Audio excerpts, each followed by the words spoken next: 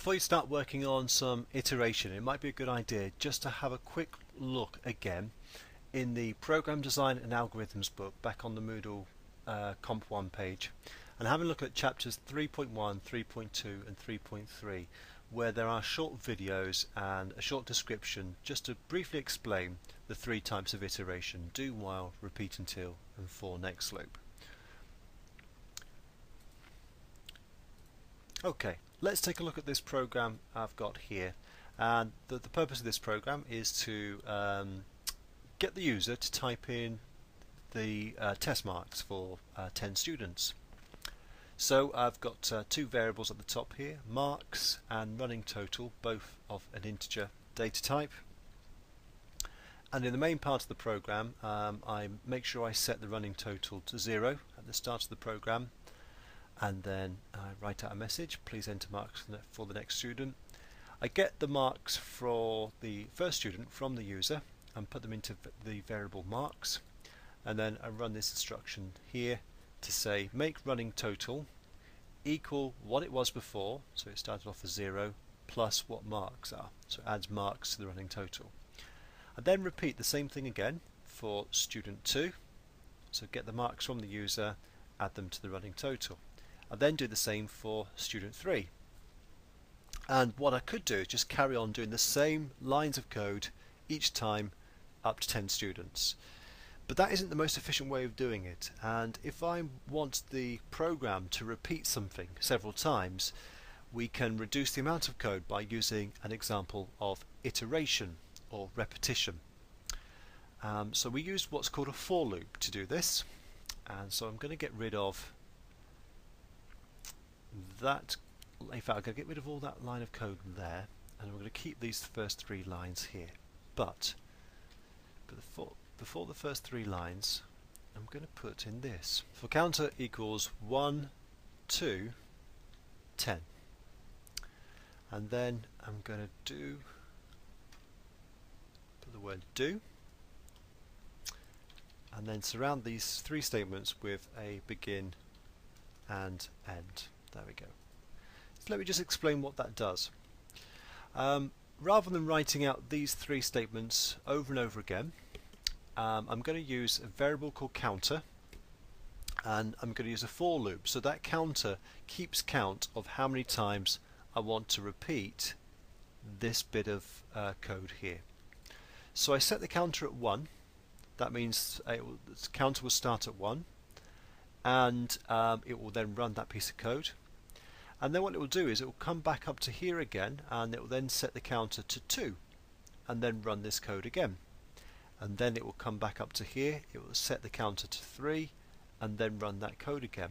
And it will keep repeating that until counter becomes 10. And once it becomes 10, it will run that piece of code once more and then end. So in fact, using that one line there, I can actually get this piece of code here to repeat 10 times. Now what I do need to do is just make sure that counter, this here is a variable that's being used to count how many times I want it to loop. So we need to make sure that's declared at the top there as well. And of course that will also be an integer data type. Now the one last thing I need to do is at the end of that loop is of course write out to the user what the total is.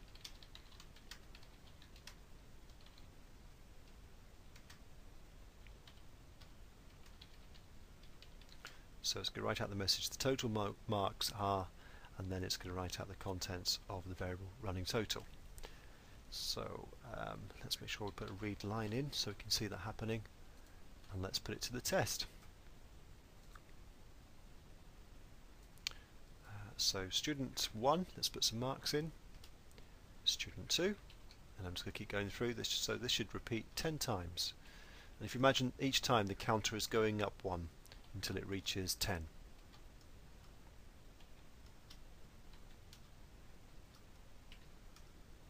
There you go, so it reached 10, and so then it ran the last instruction, which is then to output the total marks. There we go, so there's an example of iteration using the for loop.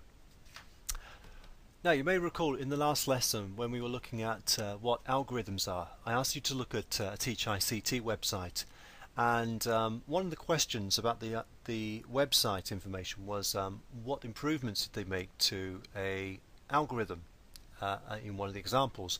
And the example algorithm you looked at was a for loop, and the improvement they made was to change something in the for loop so that the user could actually choose how many times the loop will take place. So in fact I'm going to make that improvement to this program. And what I'm going to do, I need to add another variable up here, and I'm going to call it user's choice. And then before we go into the loop, I'm going to write out a message to the user. Please enter the number of students. And then we're going to use a readline statement to get that input from the user, and I'm going to put it into the variable user's choice. So now I've got that number from the user. So the user is telling the computer how many students it wants to add marks to or add marks for. So essentially it's telling the computer how many times it wants to loop. So in this line of code here, rather than hard coding it to go up to 10, I'm going to change that value 10 to the variable name user's choice. So if the user puts in 10, this will do a counter loop from 1 to 10. But if the user puts in 5, it will loop from 1 to 5. Let's give that a go. Please enter the number of students. I'm going to the marks for 5 students. So this for loop should only loop 5 times. The counter should go up from 1 to 5.